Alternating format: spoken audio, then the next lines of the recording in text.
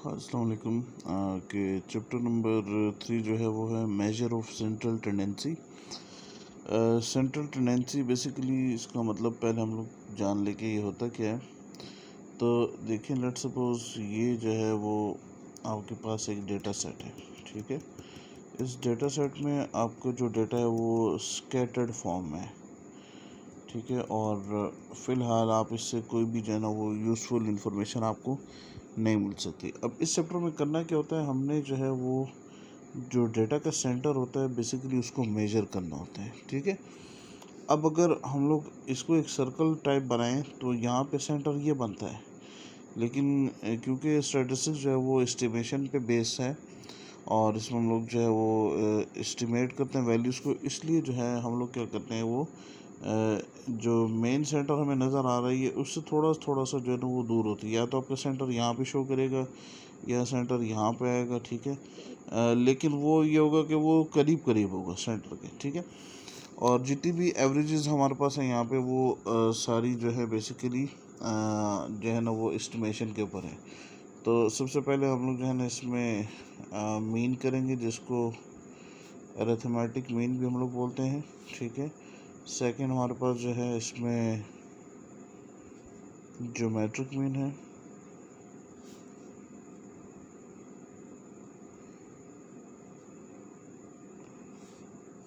और third one हमारे पास जो है वो हार्मोनिक मीन है। फोर्थ एवरेज जो हमारे पास है वो मीडियन है, और मीडियन को फिर हम लोग मज़ीद इसकी डिवीज़न करते हैं क्वार्टाइल में,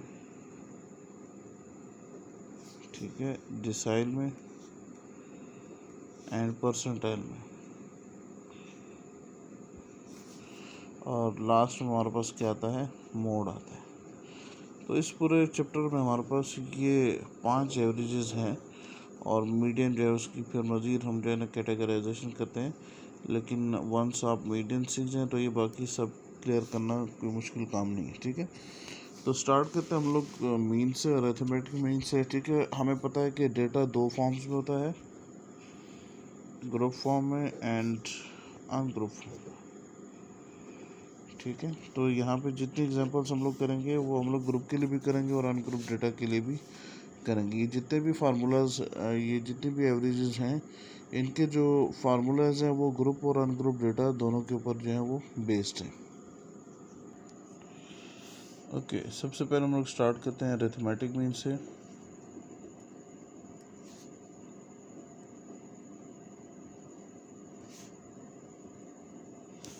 जिसको हम लोग सिंपली मीन भी बोलते हैं, और इसको हम लोग जो है ना एक्स बार से क्या करते हैं, डिनोट करते हैं, ठीक है। तो मीन या एक्स बार, इसका फार्मूला मैं लिखता हूँ अभी, is equal to summation X I.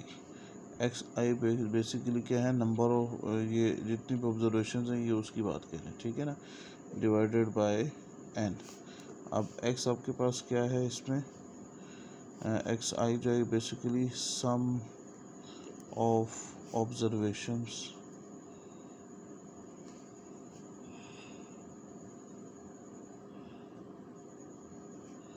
X, ठीक है। जितनी भी एक्स की ऑब्जर्वेशंस हैं उनको जब हम लोग सम करेंगे तो हमारे पास क्या आ जाएगा, यहाँ पे समीशन आता है। समीशन बेसिकली सिग्मा सिंबल है, ठीक है, और ये जो है ना लैटिन सिंबल है, ठीक है। और एन बेसिकली क्या है, ये है नंबर ऑफ ऑब्जर्वेशंस,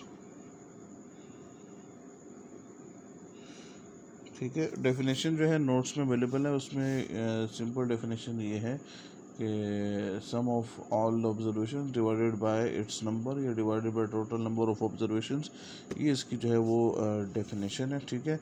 और ये जो फार्मूला है ये बेसिकली है अनग्रुप डाटा के लिए। अब हमें कैसे पता चलेगा कि अनग्रुप डेटा के लिए कौन सा फार्मूला होता है, ग्रुप के लिए? तो हम लोग जब अभी ग्रुप फार्मूले का फार्मूला करेंगे तो उसमें जो है वो आपको इजीली जो है क्लियर हो जाएगा कि अनग्रुप डेटा और ग्रुप डेटा के फार्मूले में क्या डिफरेंस है। अब हम लिखते हैं यहाँ पे, इसका पहला फार्मूला ये हो गया। दूसरा फार्मूला जो है वो है एक्स बार और मीन। ठीक है, मैं यहाँ पे फ़िलहाल 2 लिख रहा हूँ, आप इसमें से कोई भी एक लिखना चाहे तो लिख सकते हैं। Is equal to summation F into X divided by summation F. अब ये एफ क्या है, जैसे कि प्रीवियस लेक्चर्स में हमने देखा कि एफ बेसिकली क्या होता है, फ्रीक्वेंसी को कहा जाता है। और फ्रीक्वेंसी कहाँ पे अवेलेबल होती है, फ्रीक्वेंसी अवेलेबल होती है ग्रुप डेटा में। और ग्रुप डेटा की पहचान क्या होती है कि उसमें क्लासेस होती हैं हमारे पास और फ्रीक्वेंसी होती है।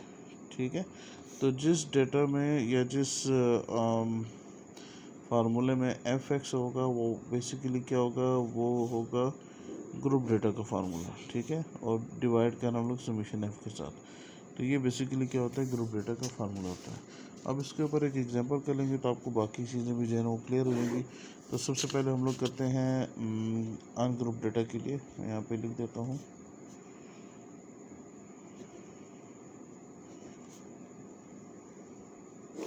लेट्स सपोज एक स्टूडेंट ने मार्क्स लिए हैं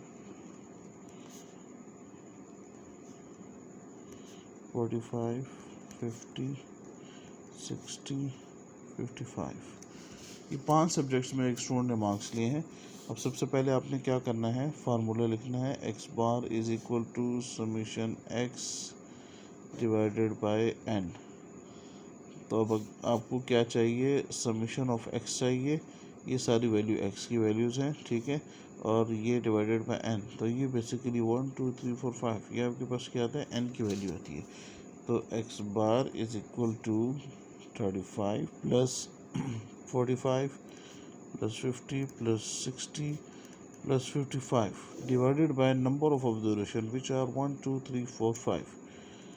ठीक हो गया। अब इसको हम लोग टोटल कर लेते हैं, 35 प्लस 45 प्लस 50 प्लस 60 प्लस 55। तो ये टोटल आता है 245 divided by 5। So X bar is equal to 245 divided by 5 49। तो ये स्टूडेंट ने जो 5 सब्जेक्ट्स में मार्क्स लिए हैं, तो इसकी एवरेज कितनी बन रही है, इसकी एवरेज बन रही है 49। ठीक है, अब हम लोग आते हैं अरिथमेटिक मीन का फार्मूला जो ग्रुप डेटा के लिए है। तो ग्रुप डेटा के लिए जो फार्मूला है वो है आपके पास X bar is equal to summation F into X divided by summation F. ठीक है, मैं यहाँ पे लिख भी देता हूँ कि ये ग्रुप डेटा। ठीक है, ओके। अब हमारे पास क्या होगी, क्लासेस होंगी और फ्रीक्वेंसी गिवन होंगी और बकाया काम हमने खुद करना है। 1 to 5, 6 to 10, 11 to 15, 16 to 20 and 21 to 25। ठीक है, लेट्स सपोज ये क्लासेस आपके पास। ठीक है, और आपको फ्रीक्वेंसी दी गई है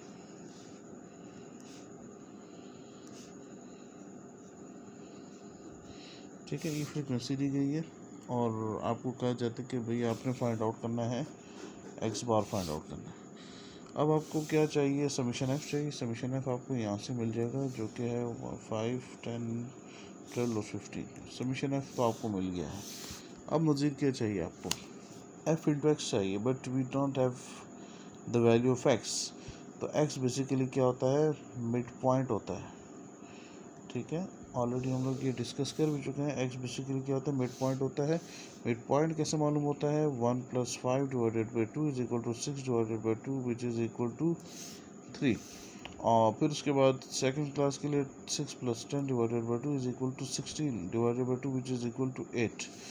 नाउ इसका शॉर्टकट एक आपके पास ये है कि आप देख लें कि क्लास इंटरवल कितना है। So there is 5 point class interval and यहाँ पे भी आपके पास क्या आ रहा है, ये 5 इसमें डिफरेंस आ रहा है। तो यही डिफरेंस आप 8 के बाद इसमें ऐड कर दें तो ये बन जाएगा 13, और ये फिर इसमें ऐड कर दें आप 5 तो ये हो जाएगा 18, और फिर आप इसमें 5 ऐड कर दें तो ये हो जाएगा 23। तो अब आपके पास x की वैल्यू आ चुकी है अब आपको क्या चाहिए, अगला कॉलम आपने बनाना है एफ एक्स का, ठीक है। ओके, एफ एक्स में क्या करना है, इन दो कॉलम्स को मल्टीप्लाई करके हमने यहाँ पे रिपोर्ट करना है। तो 5 multiply by 3 multiply by 3 is equal to 9, 2 multiply by 8 is equal to 16, 5 multiply by 13 को कर लेते हैं, 5 multiply by 13 is equal to 65, 18 multiply by 4, तो 18 मल्टीप्लाई बाय 4 आपके पास आता है 72 एंड लास्ट में 23 आता है। इसको जमा करने से, इस कॉलम को जमा करने से हमें क्या मिल जाएगा, समीशन एफ इंटू एक्स, जो कि हमारी दूसरी रिक्वायरमेंट है इसमें, ठीक है। तो ऐड करते हैं इसको, 9 प्लस 16 प्लस 65 प्लस 72 प्लस 23, तो ये आपके पास आ जाएगा 185।